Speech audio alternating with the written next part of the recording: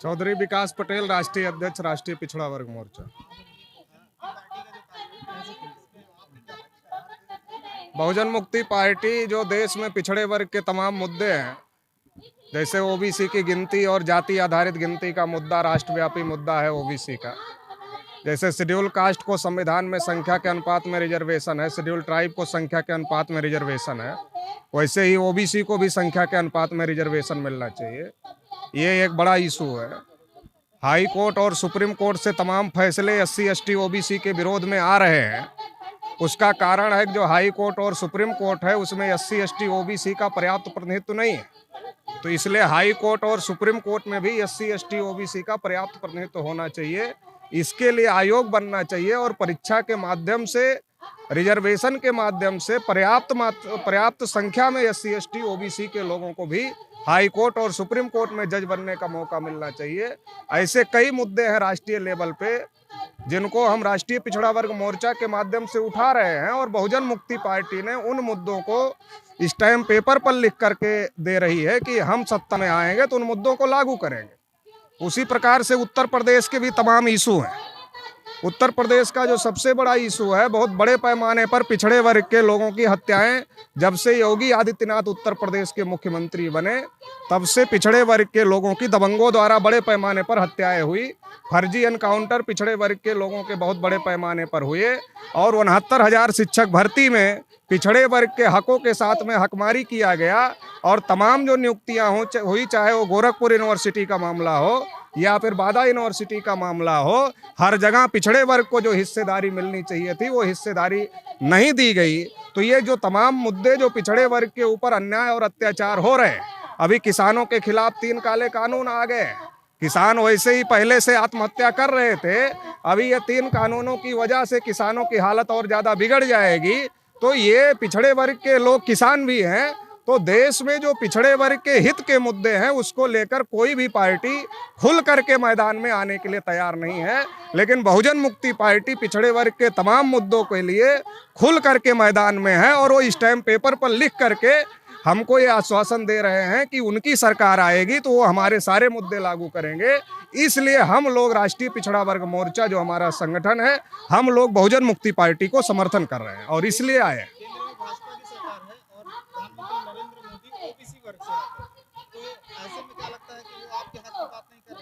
नहीं, नरेंद्र मोदी इलेक्शन जीतने के लिए ओबीसी की बात करते हैं, लेकिन जब हक की बात आती है तब ओबीसी की बात नहीं करते हैं।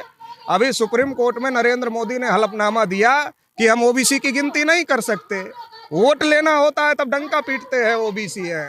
वोट लेने के लिए ओबीसी है, मगर अधिकार देने के लिए मोदी की चलती नहीं है। अधिकार देने के लिए आरएसएस के लोगों की चलती है, और जब मोदी की चलती ही नहीं है, मोदी मुख नहीं है, मुखौटा है, तो आरएसएस के लोगों ने पिछड़े वर्ग का वोट लेने के लिए मोदी का चेहरा दिखाया। आपके लिए तो प्रबल दावेदार सपा और बसपा भी हो सकती थी, तो बहुजन मुक्ति पार्टी ही क्यों? हमारे मुद्दे बहुजन मुक्ति पार्टी खुल करके लड़ाई लड़ रही है, दूसरे लोग बोलने से हिचक रहे हैं, तो इसलिए हमने बहुजन मुक्ति पार्टी को समर्थन किया है। दूसरी कोई भी पार्टी सपा या बसपा स्टैम्प पेपर पर लिख करके हमारे मुद्दे देने के लिए तैयार नहीं है, लेकिन बहुजन मुक्ति पार्टी स्टैम्प पेपर पर लिख करके हमारे मुद्दे देने के लिए तैयार है। क्या ये कह सकते हैं कि सपा बसपा ओबीसी विरोधी है?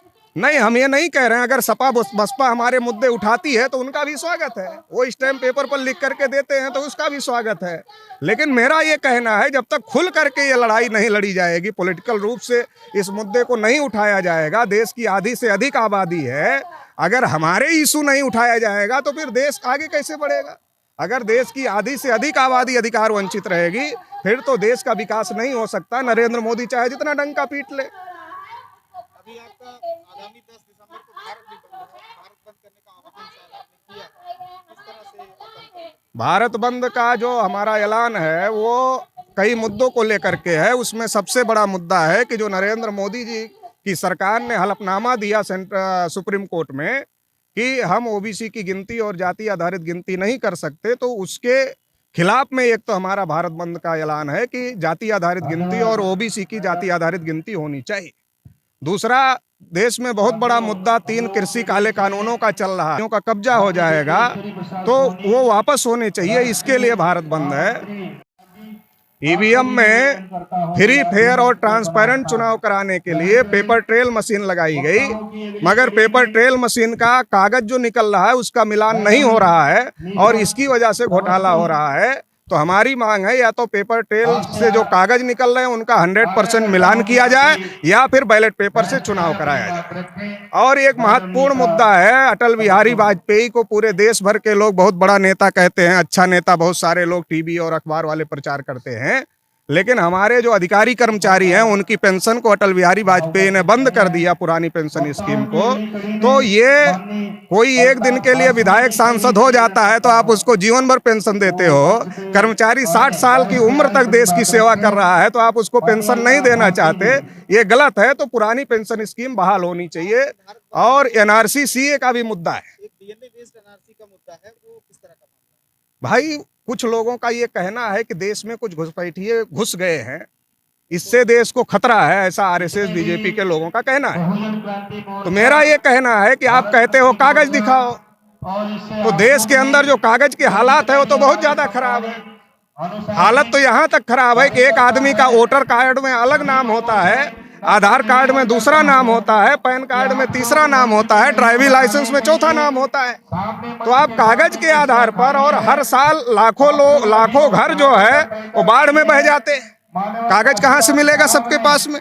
जब कागज सबके पास में नहीं है तो कागज को आधार नहीं बनाया जा सकता कौन घुसपैठिया है कौन नहीं है। लेकिन डीएनए सबके शरीर में है, अगर डीएनए जांच किया जाए तो ये क्लियर पता चल जाएगा देश में कौन घुसपैठिए लोग हैं, और जो घुसपैठिए डीएनए के आधार पर है उनका बंदोबस्त सरकार को करना चाहिए। इसलिए हम कह रहे हैं कि अगर आपको ये करना ही है, अगर हम एनआरसी सीए के विरोध में हैं, लेकिन अगर एनआरसी करना ही है तो डीएनए बेस्ड एनआरसी करो, ये हमारा कहना है। बहुजन मुक्ति पार्टी को आप समर्थन दे रहे हो तो किसी शर्त पर दे रहे हैं या?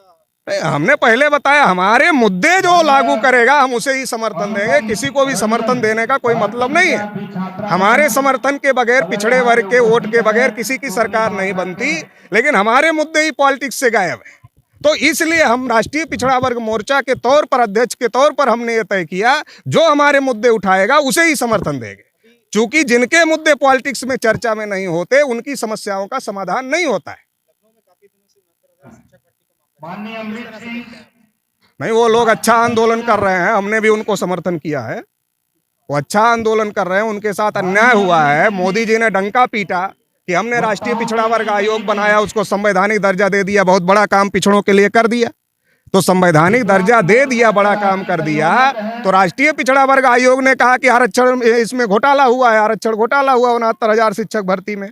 तो अपने ही राष्ट्रीय पिछड़ा वर्ग आयोग की बात मोदी जी और योगी जी क्यों नहीं मान रहे, मुझे तो समझ में नहीं आता। और उनके जो ये 28 मंत्री बने हैं, 27-28 मंत्री, ये तो मुंह ही नहीं खोल रहे हैं उसके लिए ये मुंह नहीं खोल रहे हैं। तो इनका भी जैसे मोदी का चेहरा दिखाकर आरएसएस वोट बटोरना चाहता है, वैसे इन मंत्रियों का चेहरा दिखाकर 22 के इलेक्शन में आरएसएस के लोग वोट बटोरना चाहते हैं। उत्तर प्रदेश की योगी सरकार जो है कहती है एक विकासशील सरकार है, क्या? पिछड़ा वर्ग विरोधी सरकार है, शेड्यूल कास्ट विरोधी सरकार है, माइनॉरिटी विरोधी सरकार है, और विकास के नाम पर डंका पीटा जा रहा है। असल एजेंडा विकास का नहीं है, असल एजेंडा जो है पिछड़े वर्ग के लोगों के दमन का है। जो उनसे जो सक्षम हुए इतने दिन में थोड़ा बहुत, उनको दमन करने का मामला है, ये असली एजेंडा है भाजपा का। और इसलिए केशव प्रसाद मौर्य को मुख्यमंत्री नहीं बनाया, योगी आदित्यनाथ को मुख्यमंत्री बनाया। योगी का मुख्यमंत्री के नाम पर लिस्ट में नाम नहीं था, योगी के नाम पर वोट नहीं मांगा था, वोट मांगा था केशव मौर्य के नाम पर,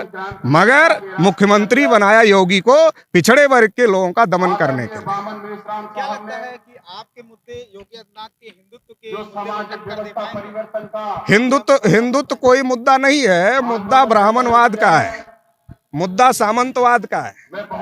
मुद्दा जो पिछड़े वर्ग के लोग मजबूत हो रहे हैं उनके दमन का है।